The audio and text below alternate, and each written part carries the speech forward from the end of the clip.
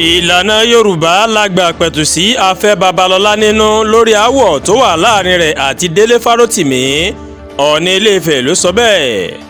Ìgbẹ́jọ́ Tìmílẹ́yìn akọrin ẹ̀mí tí wọ́n ló sá Sàlómẹ̀ ọ̀rẹ́bìnrin rẹ̀ pa.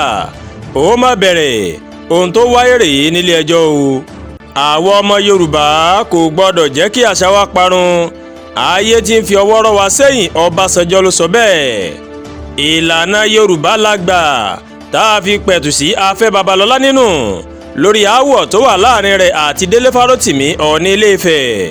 Ní ìrọ̀lẹ́ ọjọ́ Àìkú Sunday ọjọ́ 26 oṣù kínní ọdún 2025 nílùú Adó Èkìtì, ọmọ ló máa gba àlejò àwọn orí adé àti ìkànnlú nílẹ̀ Yorùbá.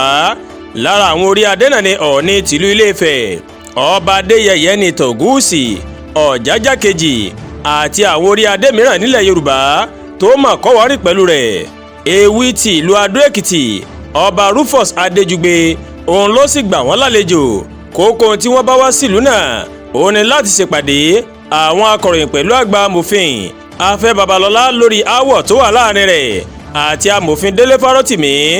Inú ọ̀rọ̀ tí Ọọ̀ni Ilé-Ifẹ̀ bá oníròyìn sọ, ọmọ ló máa ti ṣàlàyé pé àwọn àgbààgbà Yorùbá ọmọ ló máa kórajọ láti dá sí aáwọ̀ tó wà láàrin amòfin Afe Babalola àti delefarotimi.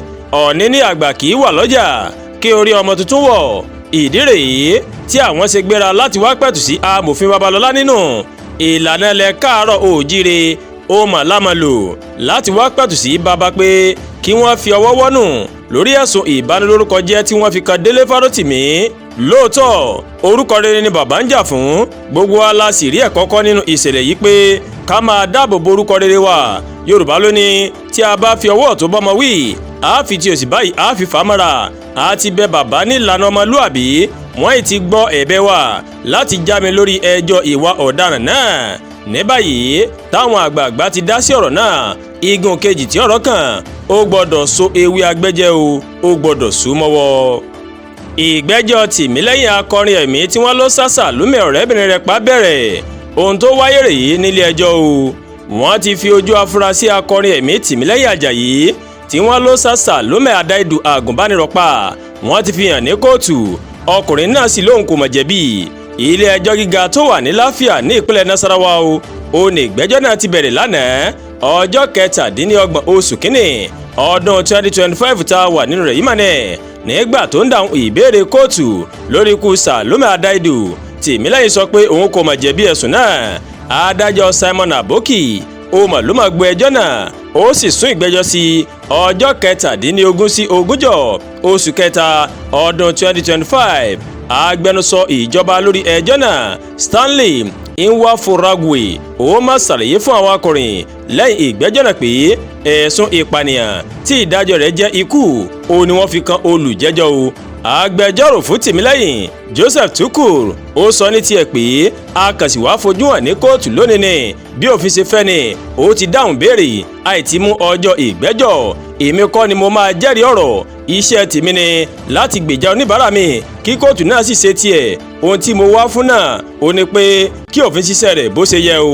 Tẹ́ ò bá gbàgbé ọjọ́ 17 oṣù kínní ọdún 2025 yìí ó ní ìgbẹ́jọ́ kọ́kọ́ wáyé.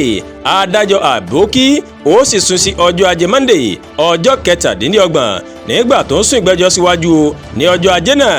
Adájọ́ Àbókí pàṣẹ pé kí wọ́n sì fi Tìmílẹ́yìn Àjàyí sí àhámọ́ náà títí di oṣù kẹta tí ìgbẹ́jọ́ náà yóò tún wáyé o. Àwa ọmọ Yorùbá a kò gbọ́dọ̀ jẹ́ kí àṣà wa parun. Ayé tí ń fi ọwọ́ rọ́ wa sẹ́yìn Ọbásanjọ́. Ààrẹ lórílẹ̀‐èdè wa Nàìjíríà nígbà kan rí Olusegunobasanjo ti ké sí àwọn ọmọ Yorùbá láti gbárùkù ti àṣà wa kó má bàa parun. Ọbásanjọ́ mà ló sọ̀rọ̀ náà lásìkò tó ń gbàlejò àgbà àyànbìnrin Olúmiwà Arálọ́lá tí ọ̀pọ̀ mọ̀ sí Àrà nílùú Abẹ́òkúta. Bàbá Ìyábọ̀ sọ pé ó tọ́ fún ọmọ káàárọ̀ oòjíire láti mójútó àṣà wọn kó má bàa di ohun ìgbàgbé. Ètò náà mà ló wáyé o ní gbàgede Legacy Resort tó wà nínú ọgbà Olúṣẹ́gun Ọbásanjọ́ Presidential Library OOPL nílùú Abẹ́òkúta. ó wá fi kọ́rọ̀ rẹ̀ pé obìnrin náà ti ṣe àṣeyọrí nínú iṣẹ́ tí ọ̀pọ̀ ọkùnrin tó fi ń gba ògo.